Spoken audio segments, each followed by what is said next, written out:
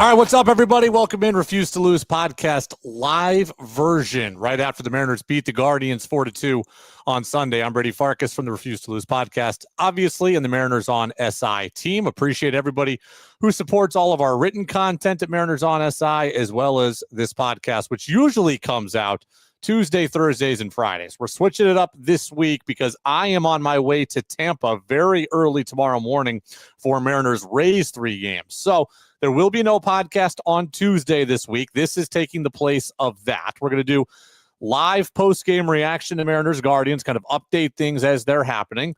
Justin Barnes, who is part of the Mariners in-crew entertainment group at T-Mobile Park and also a prominent part of Seattle Sports 710. I spoke with him just about an hour or so ago, so that will be tacked on to this for our podcast listeners that will come out later tonight as well. So appreciate everybody who is here with us live. You can get your comments in here on the YouTube link or on X where we are streaming live as well. Again, the Mariners win 4-2 against the Guardians. They salvaged the series, and they do not get swept, which, as I'll tell you in a moment, does actually count for a lot here. So the Mariners, as of right now, pick up their 73rd win of the season. They are 73-64 at this point. They are 2.5 games back of the Astros. The Astros are losing right now to the Angels in the 8th inning. That game might be over by the time we're done to be able to give you a full update. So 2.5 back right now in the West with a chance to get to 2. They remain in possession of wild card number 3. They are back to 2.5 games ahead of Kansas City. Kansas City is losing 5-0 right now as we talk against the Tigers, and they're back to 4 games up on Cleveland, which is big. Now, the Texas Rangers are just starting. They are still just 3 back of the Mariners right now, but the Mariners do have the season tiebreaker on them, so it is effectively 4 back. Without further ado, let go. 5, 4, 3, 2, 1. And here we go. Yeah, my guy Nick on YouTube says, Mariners, good to see them back in the win column. Completely agree. All right, there's 25 games left to play in the regular season. Again, the Mariners 73-64. They've snapped the 7-game road losing streak, and now they've got 6 more games left on this road trip, and they are not going to be easy. I think Tampa is going to be a very challenging series. Again, I will be there for all 3 games, and then it's off to Atlanta. They will probably see Chris Sale in that series. That's going to be challenging as well. The weather, the rain, the opponent, all of it is going to factor into a tough next 6 games. But for today, the Mariners did exactly what they were supposed to do, and they did exactly what they needed to do. This was a huge win for the Mariners. 1, every win at this point is huge. That's obvious. 2, they get back to 4 ahead of Cleveland, but more importantly, they pick up the season tiebreaker on them now. The Mariners now have the season-long tiebreaker on both Cleveland and Texas. So whatever you see in the standings, it is effectively 1 game better for the Mariners against those 2 teams. That is hugely important.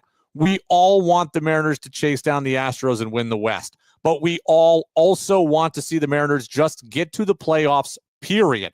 And they have put themselves in a better position to do that today by taking the season series from Cleveland by virtue of today's 4-2 win. And it didn't always look easy, and it didn't always look likely. The Mariners were down 2-0 in this game, but ultimately they tie it on a 2-run shot from Randy Arozarena.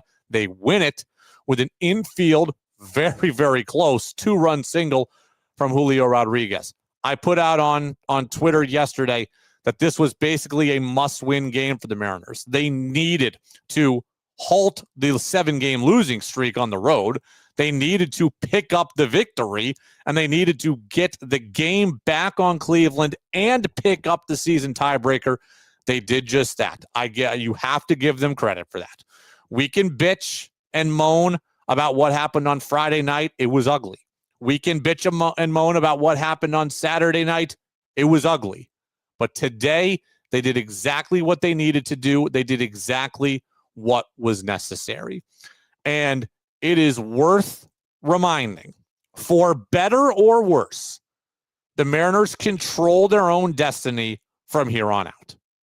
For better or worse, they control their own destiny. Everything the Mariners want remains in front of them. And look, they have the easiest path to the playoffs of everybody that they care about.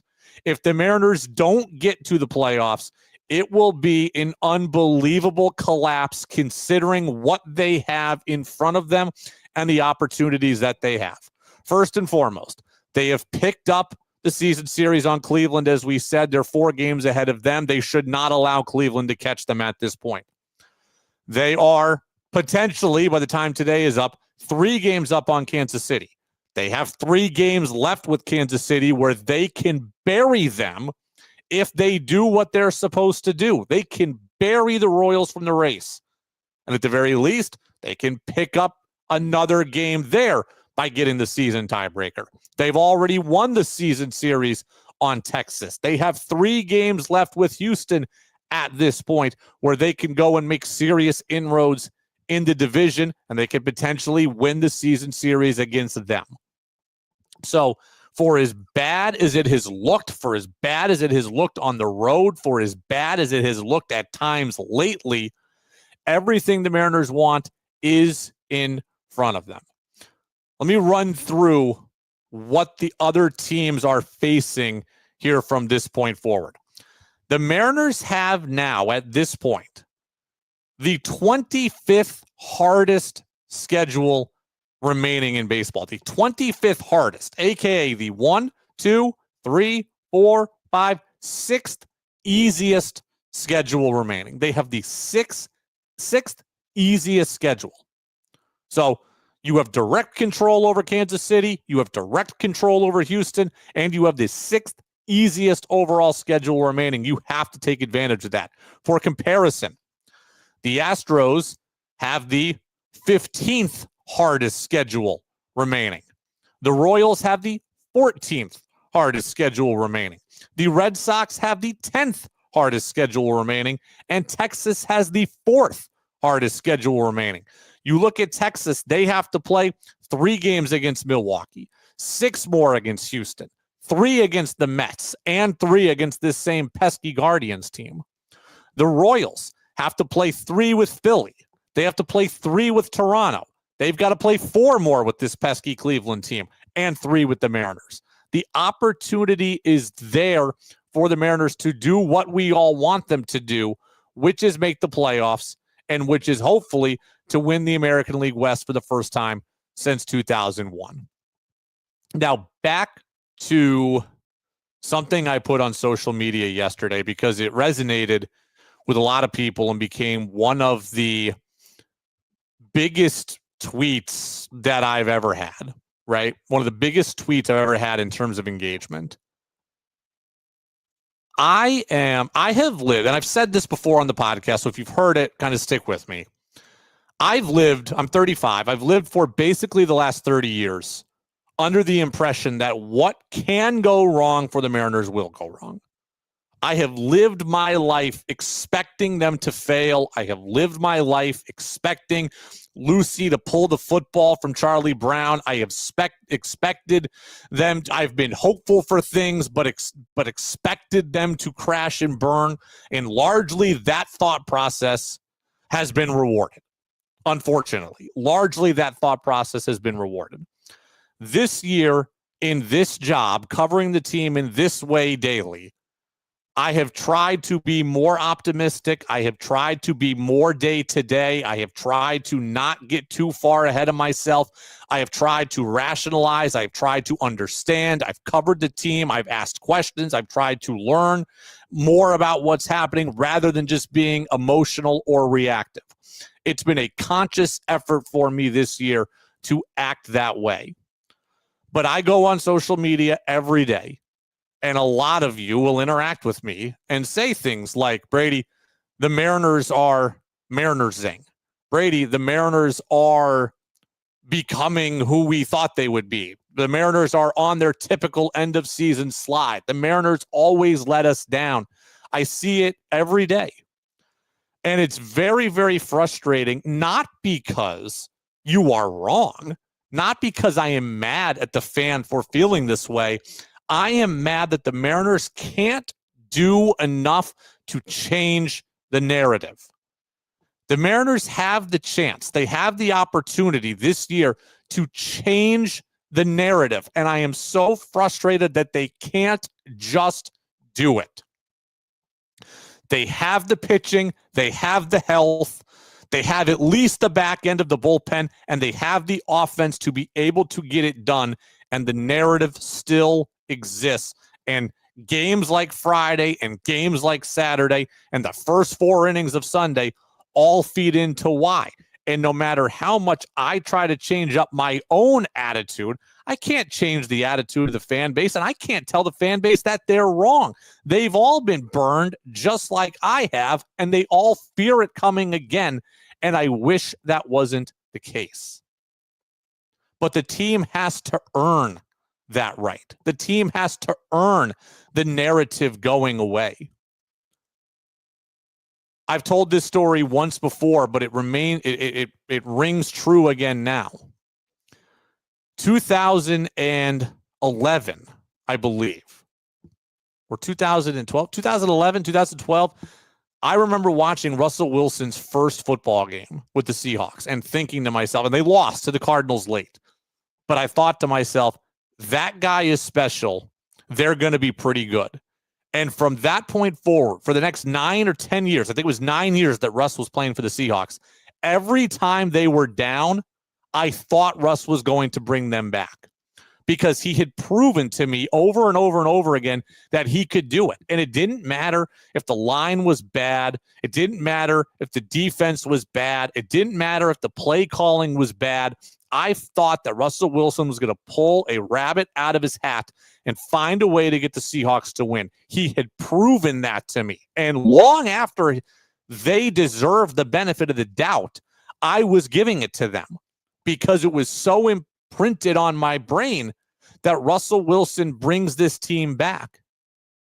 The Mariners are doing that same thing for the fan base, but it's on the negative. The fans are waiting for the other shoe to drop. And again, I wish that wasn't the case. And I'm trying hard personally to not feel that way. But for everybody who does, I cannot tell you that you're wrong because you have seen it firsthand over and over and over again. I am asking the Seattle Mariners to just get to the playoffs at minimum. This fan base, no matter who you are, this fan base deserves it. No matter what your Mariners story is, this fan base deserves at minimum a playoff berth. We all want the West. We all want guaranteed home games. We all want to see T-Mobile Park rocking in the way the Kingdome used to and the way Safeco did in 2001. We all want that. But get to the playoffs at minimum. That is what I am at least asking you.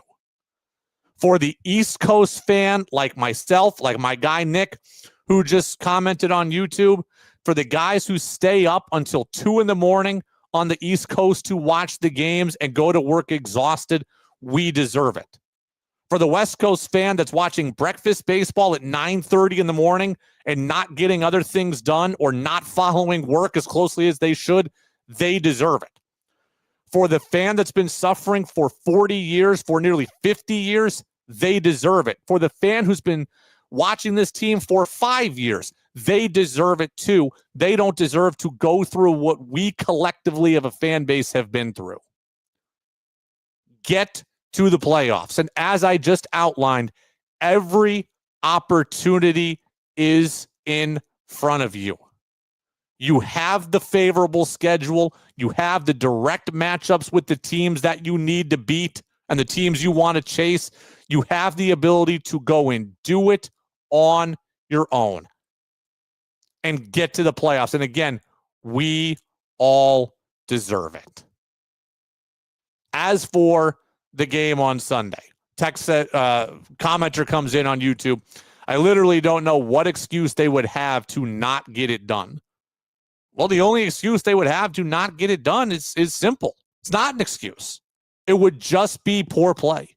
It would just be not being able to meet the moment. That is literally it. That is the only thing at this point that should keep the Mariners out of the playoffs. Again, looking at the remaining schedule, they have the sixth easiest schedule remaining. They have only 9 games left against teams over 500. 25 games to play. 9 of them are against teams over 500. Kansas City, Houston, and the Dodgers at the end.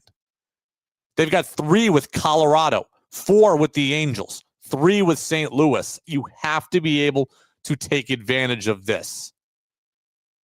It's not going to be handed to you any more on a silver platter in a baseball season than it is right now. And that's just to make the playoffs.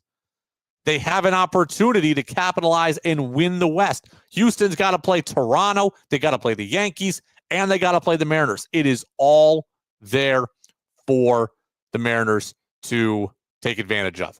As for the game itself on Sunday, Mariners win 4-2 in beating the Cleveland Guardians. First off, if the Mariners are going to get to the playoffs, I believe that Randy Arozarena is going to be a big part of it. I know the overall numbers are streaky. I know the month of August was not as good as the month of July. I understand all of that. He is certainly a big game player and a clutch moment player, and there are more of these clutch moments coming for him.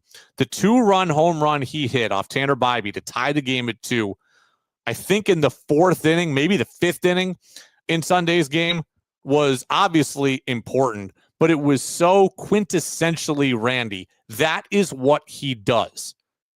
He is a streaky player, but he is a big game player, and there are going to be more opportunities for him to shine over the course of the final 25 games. It starts with 3 in his old stomping grounds in Tampa, which you know he's going to be jacked up and emotional for. Then it's going to be 3 later against a Cardinals organization that traded him and gave up on him. Then there's going to be the home games where we know he has the ability to put in the theatrics. There's the 3 in Houston. I would expect Randy Arozarena to have a big final 25 games of the year. He's had some big swings to this point. He had a great month of June and a pretty good month of July. I would expect him to play well down the stretch. They are going to need him to play well down the stretch. That was big. Credit to Cole Young in this win. Julio hits the infield single. The bases were loaded in the 7th. Julio hits an infield single, would have scored a run to make it 3-2 only, but Cole Young comes in behind J.P. Crawford to make it 4-2 and gives you a little bit of breathing room. That was immensely smart. Cole Young had a big walk in the 7th. He had a left-on-left single in the 9th, and he had a great plate appearance or a great base running decision to score the run there. Huge from him. Big credit to Matt Brash, who went 1-2-3 in the 8th. Big credit to Andres Munoz, who went 1-2-3 in the 9th, getting out Kwan and Ramirez, something that he wasn't able to successfully do. He didn't face Ramirez, but he wasn't able to get Kwan out without losing the game on the sac fly on Friday. I was also happy to see Andres Munoz's velocity back with the fastball, at least at the end of the outing. I want to give credit to, you can follow him on Twitter at @KickDirtBB. I want to give credit to him because he raised the point to me a couple of weeks ago about Andres Munoz's velocity. I've been so focused on Andres Munoz's control issues that I had been less focused on his velocity. Andres Munoz's velocity has been down lately. We saw him with his first fastball at 96 on Sunday, well below his season average. We saw him up to 99 in the 9th inning on Sunday subsequently. That is where Andres Munoz needs to be, 98, 99. We were able to see him get back there. Credit to him.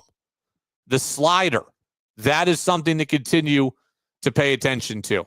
I was talking to somebody who I trust well, not in the Mariners organization, but just a someone who follows the Mariners closely the other day. And they said to me, Brady, Andres Munoz's slider looks loopy now. Looks like it's got a hump to it. It's easier to see. And you know what? They're right. I know he struck out Kwan, and I know he struck out Schneemann in the 9th inning, but that slider for Andres Munoz was 83, 84 miles an hour. His average velocity on the slider last year, 87.6. Remember a couple of seasons ago when Andres Munoz started to dominate, the talk was about, oh, he's throwing his slider harder. Well, now his slider is loopier. It is humpier. It is slower. And therefore, it's easier to see, easier to react to, easier to get to. And it has been hard. It has been hit hard at times. So it worked today, but I do not think that Andres Munoz is a guaranteed lock every time he takes the mound at this point. But again, credit to him for overcoming what happened on Friday. He threw strikes. You see the difference in a game when you just put the ball over the plate. Whether Andres Munoz has a loopier slider or is throwing 97 instead of 99, he still has very good stuff. And that stuff will play when you are not putting guys on freely. It is when you walk guys as a pitcher that you invite trouble to the field. And that's what we saw on Friday, right? We see Andres Munoz, bitten here by a infield single. It's just hard. We see Matt Brash walk guys on Friday, and then he's bitten by an infield single. If Andres Munoz just throws strikes, even with his stuff, he is far more likely to get out of it than if he gives up one hit, one walk, and now all hell can break loose. Credit to him for coming back. I thought Bryce Miller was solid. Bryce Miller goes 6 innings, gives you the quality start, 2 runs, pitch to contact, was efficient, only had 3 strikeouts, but I think he just had the 1 walk, if I'm remembering correctly. He gave up a home run. That's been a bugaboo. But 6 innings, 2 runs. I thought Bryce Miller was excellent. And all the people that were saying, oh, I think Bryce Miller is hurt after what we saw in the 2nd inning against San Diego, I hope you're realizing now Bryce Miller is feeling as good as he can feel. We saw him at 96, 97. We saw him at the top of the zone. We saw him throwing a ton of strikes. When you throw strikes like that with your fastball, the splitter, the sweeper, the slider, whatever he calls it, they all play better. I thought Bryce Miller was very, very good. I was encouraged by what I heard from him before he came off the injured list when I spoke to him personally at Citi Field a couple of weeks ago. And I'm impressed by what we've seen in spurts over the last 3 outings since he came off the injured list. Bryce Miller, I think the velocity's been good. The control today was very good. And the off-speed stuff was pretty good. And it plays better when the fastball at the top of the zone is working and when he's in the strike zone overall. So credit to Bryce Miller as well. There's a lot of credit to go around in this game. Gabe Spire with a scoreless 7th. I came in fully prepared to yell and eviscerate everybody based on what we had seen the last 2 days. But Mariners showed something today they needed to show. They get the season tiebreaker over Cleveland. They're back to 4 games there. As we speak, still 9th inning. Angels leading the Astros 3-0. The Royals have lost to the Tigers 5-0. The Mariners are back to a 3-game lead on Kansas City. They are back to a 4-game lead with a tiebreaker on Cleveland. And then the Rangers are taking on the A's. The Rangers are up 3-0 as I talk right now. Tex says, do you think that Cal is pressing too much? Do you think that Gino is pressing too much? Cal, yes. Gino, no. I'll start with Gino. We just saw Gino have 2 3-run homers against the Padres not even 5 days ago. He had a 3-run homer on Tuesday. I guess that's 5 days. And then on Wednesday, he had a 3-run homer as well. So the power for Gino has been there. He laced a single to left field in the win on Sunday. And he worked an excellent walk earlier in the game. I think he worked at least one walk on Saturday. This is who Gino is. Gino is a streaky player, and Gino strikes out a lot. That is who he's always been. That is who he will remain as long as he is playing in Major League Baseball. So he's hitting the ball hard. I think he's had some good at-bats. He's shown the power, the 3-run homer. I'm not too worried about Gino overall. Like, Gino just is who he is. Cal, I think, is pressing a bit. And is it because he's tired at this point of the season? Possibly. Is it because some of the pitching is getting better, right? Like, San Diego's a very good team with good pitching, and Cal did homer in that series. We see better pitching from Cleveland. Cleveland's issue is their offense, not their pitching. So I think that all plays into it as well, but I do think that Cal is pressing, yes. And I think his approach has been good, but I think he's just missing far too many fastballs that he can hit. Not swinging and missing, but 94 in the middle of the plate, fouled straight back, is not what was happening to Cal in the first couple months of the season. I will be interested to see what happens in Tampa this week, because this is going to be a challenging series. First and foremost, it's another day without an off day. It's another long trip. It's 3 days in Tampa where the dimensions are small. It's 3 days in Tampa where the weather, it's going to be 90 and humid, 97 heat index on Monday. And, oh, by the way, 3 days with a chance of thunderstorms. And it looks like at least one of those days could impact the game. So long days, hot days, minor league stadium, short ballpark. This game, this series could have a bit of everything. I would expect the Mariners offense to have some decent success in these conditions. I would be worried about the Mariners pitching. And you're going into this series now. Gabe Spire, who was unavailable on Friday, now ends up having pitched 2 consecutive days. He's probably down tomorrow. So that leaves you Caleb Ferguson as the lefty. And then Munoz and Brash worked 2 of these 3 games. So you'd prefer to stay away from them if you could. Bizzardo will be around. But, like, between the weather, the dimensions, the road flukiness in general, I think all of it is a potential problem for the Mariners. And, oh, by the way, Brandon Lau had a grand slam on Sunday for Tampa. Junior Caminero is one of the best young players in baseball. Ball's going to be jumping, and it's going to be hard for the Mariners to, I don't want to say keep up, but it's going to be hard for the Mariners to thrive in this environment with these conditions. I mean, I'm excited to be there. I'm excited to watch it, of course, but it is going to be a challenging series. If you have any other questions, you can get them in on YouTube. Victor Robles, just kind of a quick note. Victor Robles had his appeal heard this week. His suspension was reduced to 7 games. I think that's a huge win for the Mariners. They have now played 3 games undermanned and gotten through it. They will have 4 more games to play undermanned to start September, but we will see the rosters expand tomorrow, and the Mariners will be able to bring up 2 players. One will be a pitcher, one will be a position player, so they will be back to at least a normal-sized bench. I will be fascinated as to who the September call-up is for the position player side, and I have landed here. I believe that the Mariners need to do 2 things.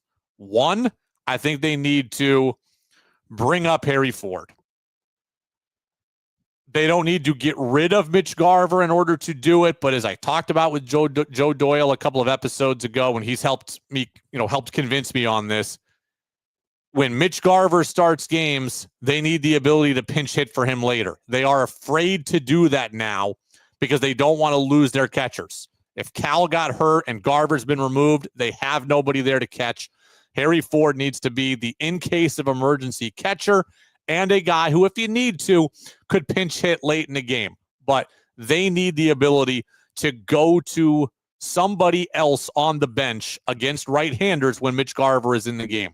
Luke Raley, Dom Canzone, Robles, whoever is on the bench, Cole Young, Polanco, they need the ability to go to that guy so then they can still have Harry Ford there if necessary.